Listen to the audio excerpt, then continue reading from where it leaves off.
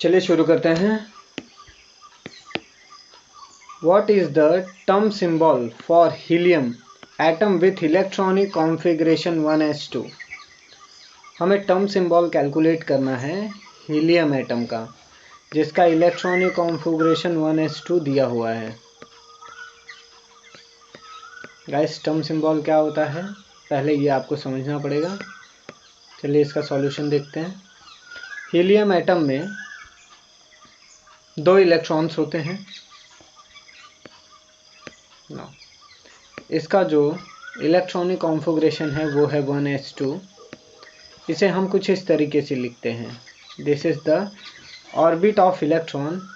ये 1s orbit है जिसके अंदर 2 इलेक्ट्रॉन हैं, एक अप स्पिन है और एक डाउन स्पिन है। अब इसका हमें टर्म सिंबल कैलकुलेट करना है, पता लगाना है इसका टर्म सिंबल क्या है। चलिए देखते हैं। टर्म सिंबल पता लगाने के लिए कुछ आपको वर्ड्स की टर्मिनोलॉजी पता होनी चाहिए। जैसे अभी हम जो सिंबल पता लगाने के लिए टर्म सिंबल में जो हम एल लेटर का यूज़ करेंगे, एल का मतलब होता है total orbital quantum number. S होता है total spin quantum number.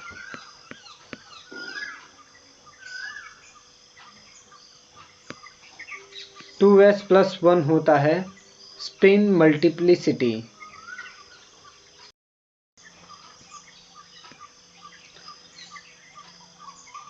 Two S plus 1 होता है spin multiplicity.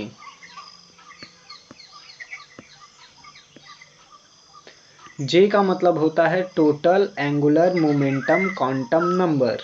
J stand for total angular momentum quantum number. चलिए अब आगे बढ़ते हैं। यहाँ पे ये जो 2 इलेक्ट्रॉन एक ऑर्बिट में है तो इसके ऊपर का जो चार्ज है वो है न्यूट्रल यानी ज़ीरो चार्ज। एल जो टोटल ऑर्बिटल क्वांटम नंबर है वो है 0। 0 का मतलब है एल जब 0 होगा इज इक्वल टू होगा 0 के, तो उसके लिए हम यूज़ करेंगे एस, वर्ड अल्फ़ाबेट एस आएगा। जब 1 रहेगा 0 की वैल्यू, यहाँ पे जब 1 रहेगा तो P यूज़ करेंगे। जब 2 रहेगा तो D यूज़ करेंगे। जब 3 रहेगा तो F यूज़ करेंगे। जब 4 रहेगा तो G यूज़ करेंगे। नौ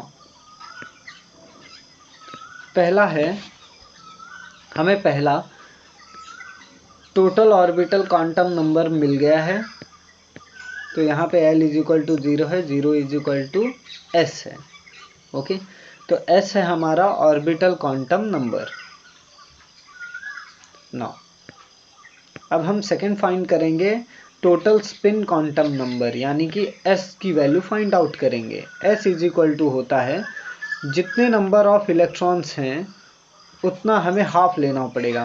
देखिए 1 इलेक्ट्रॉन इज इक्वल टू, एक electron is equal to half होता है। अगर इलेक्ट्रॉन अप स्पिन कर रहा है तो पॉजिटिव हाफ, अगर इलेक्ट्रॉन डाउन स्पिन कर रहा है तो नेगेटिव हाफ। ओके, यहाँ पे जो 2 इलेक्ट्रॉन हैं उनमें एक अप स्पिन है और एक डाउन स्पिन है। ओके, नो तो जिसके वजह से हमारा जो S का वैल्यू आया वो आया 0। देखिए कैसे आया 0, plus half minus half is equal to 0। Third हम फाइंड आउट करेंगे 2s प्लस 1, यानी स्पिन मल्टीप्लिसिटी कितनी है। 2s प्लस 1 से स्पिन मल्टीप्लिसिटी पता चलेगी। स्पिन मल्टीप्लिसिटी में s की वैल्यू डालने के बाद हमें वैल्यू मिल जाएगा। s है हमारा 0, तो 0 के वैल्यू यहाँ पुट किया तो जो स्पिन मल्टीप्लिसिटी है वो है 1, यानी एक ही स्पिन मल्टीप्लिसिटी नज़र आ रही है। नाउ नेक्स्ट जो हम फाइंड करेंगे टोटल एंगुलर मोमेंटम यानी क्वांटम मोमेंटम। इसमें J इज इक्वल टू होता है L प्लस S के, यानी total orbital quantum number plus total spin quantum number give us total angular momentum। मैंने L की वैल्यू यहाँ पे पुट कर दिया, यहाँ पे S की वैल्यू पुट कर दिया। देखिए L 0 है, S 0 है, तो 0 + 0 बिकम 0। नाउ अब हम फाइनली टर्म सिंबल का पता लगाएंगे। द टर्म सिंबल, अब जो टर्म सिंबल है वो ऐसा है। देखिए टर्म सिंबल के लिए हम ये वाला फॉर्मूला लिखते हैं 2s + 1 LJ। 2s + 1 की वैल्यू आई है 1, L की वैल्यू आई है S और J की वैल्यू आई है 0। तो हमें जो टर्म सिंबल मिला है फॉर हीलियम वो है 1s0। चलिए नेक्स्ट क्वेश्चन देखते हैं, इसे राइट डाउन कर लें।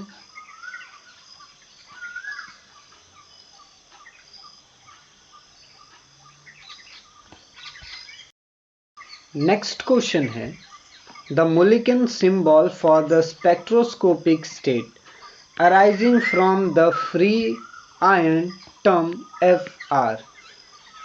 जो मोलिक्यूलर सिंबल है स्पेक्ट्रोस्कोपिक स्टेट के लिए अराइज होता है फ्री आयन टर्म F से, वो क्या है ये हमें बताना है। यानी मोलिक्यूलर सिंबल बताना है जो फ्री आयन F से मिलता है। चलिए सॉल्यूशन देखते हैं। जो मोलिक्यूलर सिंबल है, the molecular symbol for the spectroscopic state S1 = A1G। जो मोलिक्यूलर सिंबल है स्पेक्ट्रोस्कोपिक स्टेट के लिए है S1 = A1G। P3 = T1G। DS = EQT2G। F7 = A2G, T1G and T2G। G9 = A1G, EG, T1G, T2G।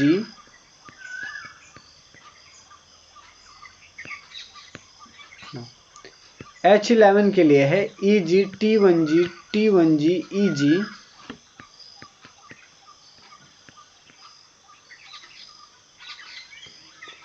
ना I के लिए है I13 A1G, A2G, EG, T1G, T2G, T2G। Now the molecular symbol for the spectroscopic state, जो molecular symbol है spectroscopic state के लिए arising from free ion term, जो arise होता है free ions के term में F के लिए। F के लिए देखिए यहाँ पे जो molecular symbol है वो है T1G, T2G, AG। ये इस चार्ट में कहाँ है क्या आप पता लगा सकते हैं? बिल्कुल सही कहा आपने, वो यहाँ पे है। F हमें फ्री आयन टर्म पूछा गया था मोलिक्यूलर सिंबल का, उसका फ्री आयन जो टर्म है वो है A1G, T1G और T2G। गाइस इसको वीडियो को पॉज करके इसे राइट डाउन कर लें, ये काफ़ी इंपॉर्टेंट होने वाला है आप लोग के लिए। नेक्स्ट क्वेश्चन है calculate the total number of microstate for 6 identical particles with their occupational number 1, 2, 3 in 3 state।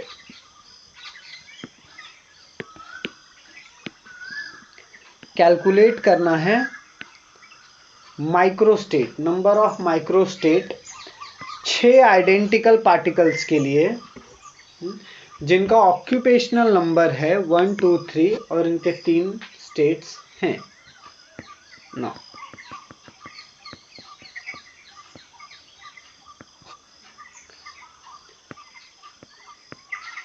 solution, the total number of microstate for n particle with, जो टोटल नंबर है माइक्रोस्टेट का किसी भी n पार्टिकल का, वो occupy कर रहा है 3 ऑक्यूपेशनल नंबर 1, 2, 3। उसने ऑक्यूपाई करके रखा है 3 ऑक्यूपेशनल नंबर को 1, 2, 3 को।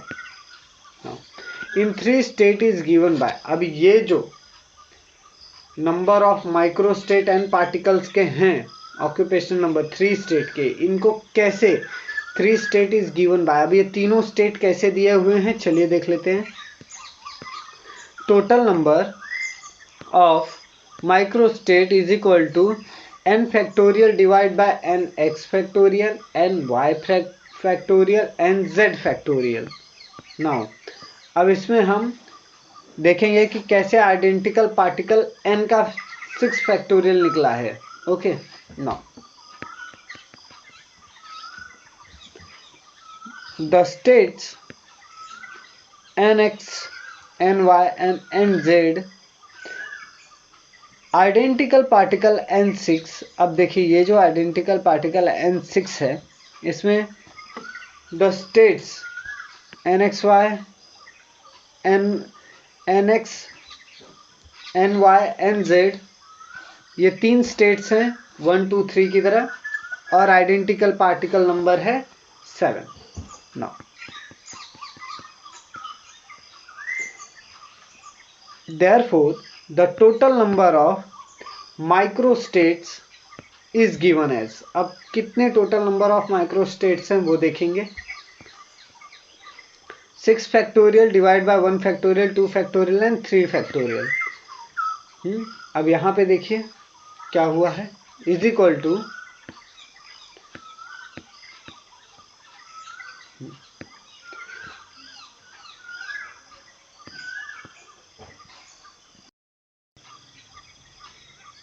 6 का फैक्टोरियल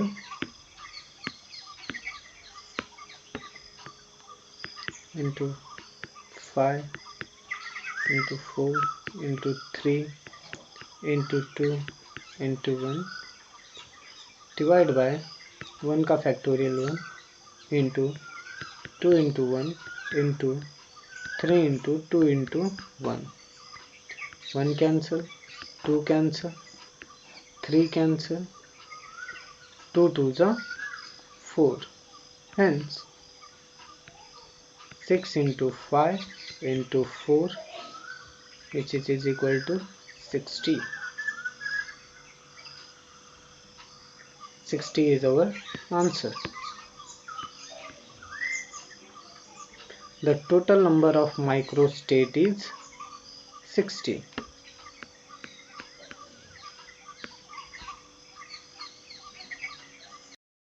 नेक्स्ट क्वेश्चन है 3 bonds in the electronic spectrum of Cr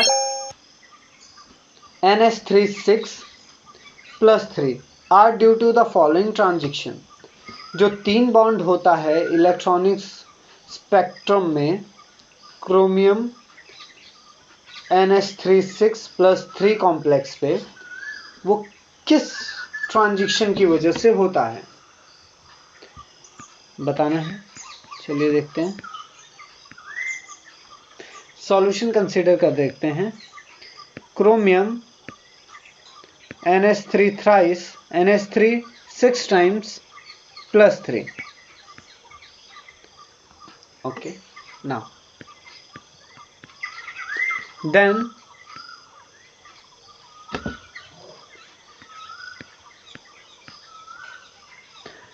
that the chromium plus 3 ion, जो क्रोमियम का प्लस 3 का आयन है, और इट इज, और ये जो है वो D3 है। Okay, now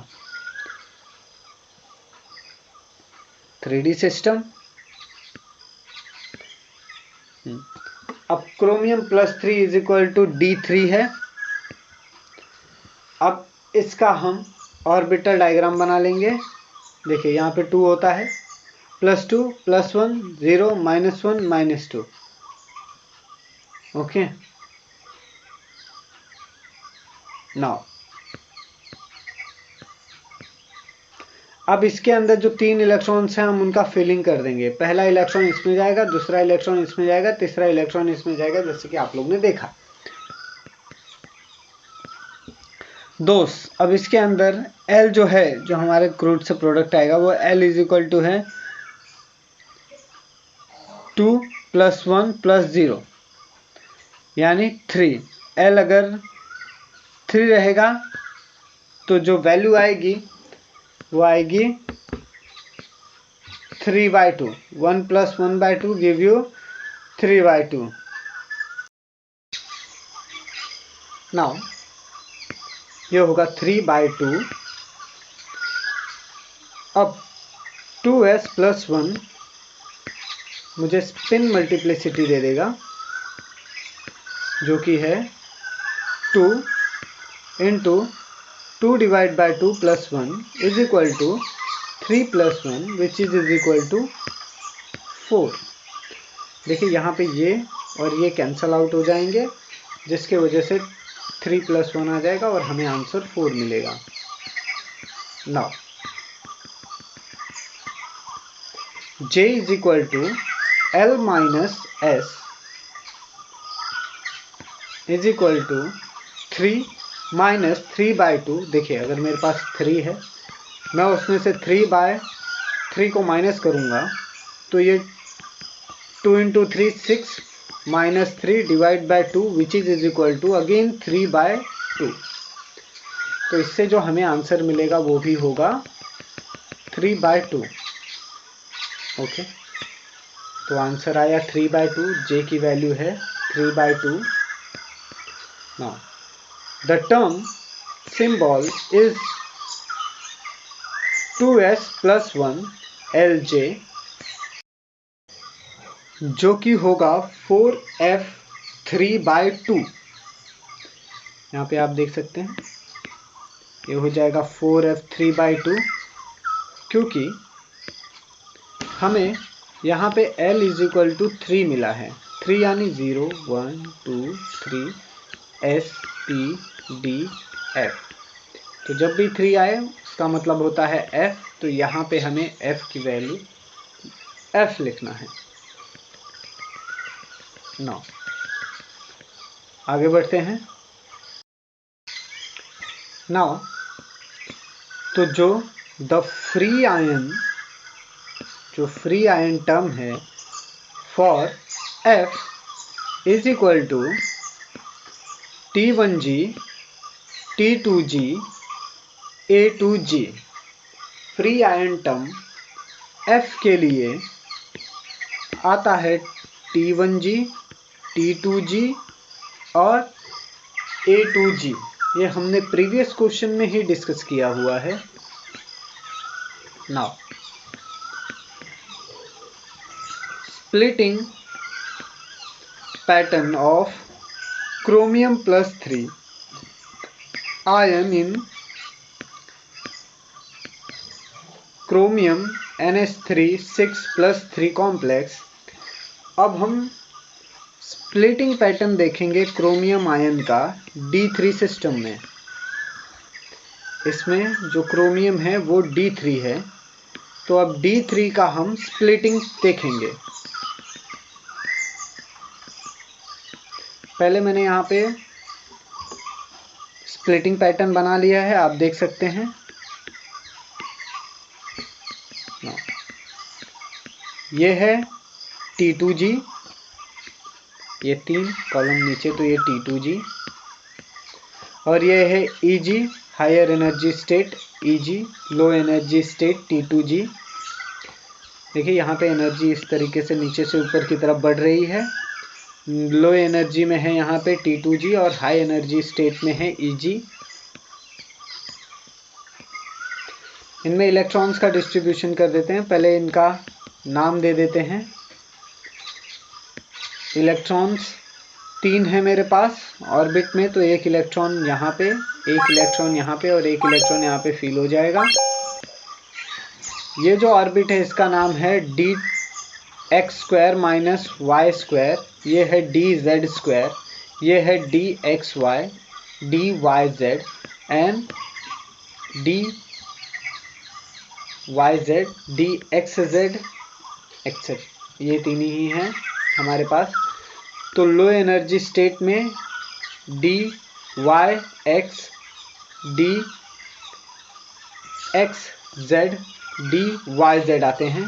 higher energy state में dx² - y² एंड dz² आते हैं। तो हमारे जो तीनों इलेक्ट्रॉन हैं वो लो एनर्जी स्टेट में हैं। The ground state electroscopic term is 4a2g। जो ग्राउंड स्टेट का स्पेक्ट्रोस्कोपिक टर्म है वो है 4a2g। According to Orgel diagram के हिसाब से it has 3 type of transitions. Orgel diagram के हिसाब से इसके पास 3 टाइप के ट्रांजिशंस होते हैं। चलिए देखेंगे वो 3 टाइप के कौन कौन से ट्रांजिशंस हैं। पहला ट्रांजिशन है 4a2g से 4t2g तक। दूसरा है 4a2g से 4t1g तक। दूसरा है 4a2g से 4t1gp तक। All these transitions are spin allowed। ये सारे ट्रांजिशंस स्पिन अलाउड हैं। एंड इंटेंसिटी इज हाई, और इनकी इंटेंसिटी हाई होती है। लेकिन अगर 4a2g से 2eg तक का ट्रांजिशन होगा तो ये एक स्पिन फॉरबिडन ट्रांजिशन है। स्पिन सिलेक्शन रूल इसको अलाउड नहीं करता। According to spin selection rule ये एक स्पिन फॉरबिडन ट्रांजिशन है और इसकी इंटेंसिटी भी लो होती है। चलिए नेक्स्ट क्वेश्चन देखते हैं। नेक्स्ट क्वेश्चन है the term symbol that is allowed for mp2 configuration. हमें टर्म सिंबल बताना है mp2 कॉन्फ़िगरेशन के लिए। p2 का कॉन्फ़िगरेशन के लिए हमें टर्म सिंबल बताना है। सॉल्यूशन देखते हैं। The possible arrangement of electrons for np2 configuration and their term symbol are allowed configurations are 3p or 1d or 1s। जो पॉसिबल अरेंजमेंट है इलेक्ट्रॉन्स का np2 कॉन्फ़िगरेशन वाले ऑर्बिट में, यहाँ पे उनके टर्म सिंबल्स दिए हुए हैं। अलाउड कॉन्फ़िगरेशंस सिर्फ 3 हैं। या तो वो 3p होगा, या तो वो 1d होगा, या तो वो 1s होगा। इन तीनों के अलावा अगर और कोई टर्म सिंबल आता है तो वो फॉरबिडन, नॉट अलाउड, उसे हम नॉट अलाउड कॉन्फ़िगरेशन कहेंगे np2 के लिए। चलिए देखते हैं। p2 ऑर्बिट है। अब हमें पता है p ऑर्बिट में 3 ब्लॉक्स होते हैं जिनका नाम कुछ ऐसे होता है। जो p ऑर्बिट में 3 ऑर्बिट्स होते हैं, p ब्लॉक में 3 ऑर्बिट्स होते हैं। पहले के लिए +1, दूसरे के लिए 0 और तीसरे के लिए -1 वैल्यूज़ हम देते हैं। तो अब यहाँ पे कहा गया है np2 यानी p में 2 इलेक्ट्रॉन्स हैं। ओके, तो इसके लिए जो L की वैल्यू होगी वो होगी L = 1 यानी कि p, S = 1, half plus half यानी कि 1, और 2s + 1 = 3। इससे जो टर्म सिंबल आएगा वो 3p आएगा। यानी पहला पॉसिबिलिटीज इस तरीके के अरेंजमेंट में हमें मिल सकता है। ये पॉसिबल अरेंजमेंट है जिससे मुझे 3p टर्म सिंबल मिल सकता है। या तो p2 3 ऑर्बिट, दोनों इलेक्ट्रॉन्स एक ही ऑर्बिट में हो, उनके लिए भी सेम नंबर्स देंगे +1 0 -1 दिस इज द -1 ना। तो यहाँ पे L इज इक्वल टू 2 हो गया, 2 यानी कि D, S is equal to 0 and 3P is equal to 1 and इससे मुझे मिला 1D। ओके, अगर इलेक्ट्रॉन्स एक ही ब्लॉक में होंगे P के तो उससे जो टर्म सिंबल मिलेगा वो होगा 1D। नाउ अब थर्ड अरेंजमेंट देखते हैं, यानी ये भी सेटिस्फाइड। नाउ 2P, अगर इलेक्ट्रॉन्स सेकेंड ऑर्बिट में इस तरीके से रहें तो 0 यानी L इज इक्वल टू 0, 0 यानी कि S, और S इज इक्वल टू 0 क्योंकि प्लस और माइनस हाफ 0 दे देंगे, and 2S plus 1 is equal to 1। इससे मुझे मिलेगा 1S configuration. Now 3D term symbol, अगर मुझे np2 के लिए 3D टर्म सिंबल मिल रहा है तो क्या होगा देखते हैं। That is not allowed for the np2 configuration, यानी 3D term symbol np2 configuration के लिए नॉट अलाउड है, वो उसके लिए अलाउ नहीं करता, as it is violating the Pauli exclusion principle, क्योंकि ये पॉल एक्सक्लूजन प्रिंसिपल को फॉलो नहीं करता, वायलेट करता है। P2 is equal to 3 blocks, दोनों इलेक्ट्रॉन्स देखिए अप स्पिन में ही हैं। यहाँ पे जो भी हमारे इलेक्ट्रॉन्स थे अप एंड डाउन स्पिन में थे, यहाँ 2 ब्लॉक्स में अलग अलग थे, इसके लिए दोनों अप स्पिन थे। लेकिन यहाँ पे अगर आप देखें तो एक ही ऑर्बिट के अंदर 2 इलेक्ट्रॉन्स अप स्पिन में हैं, तो ये पॉसिबल नहीं है। इसको भी हम सेम नंबर देंगे, +1 0 -1। यहाँ पे L इज इक्वल टू 2 होता है और 2 यानी कि D, S is equal to half plus half is equal to 1 होता है, और 2S plus 1 is equal to 3 होता है, जिससे कि 3D आता है। ये जो 3D टर्म आया है टर्म सिंबल वो कुछ इस तरीके से आता है, but this is not possible, ये पॉसिबल टर्म सिंबल नहीं है, नॉट अलाउड, इसे नॉट अलाउड ट्रांजिशन कहते हैं। पूरा देखने के लिए थैंक यू गाइस। चलिए फिर मिलते हैं नेक्स्ट टॉपिक में। Good to see you. जय हिंद।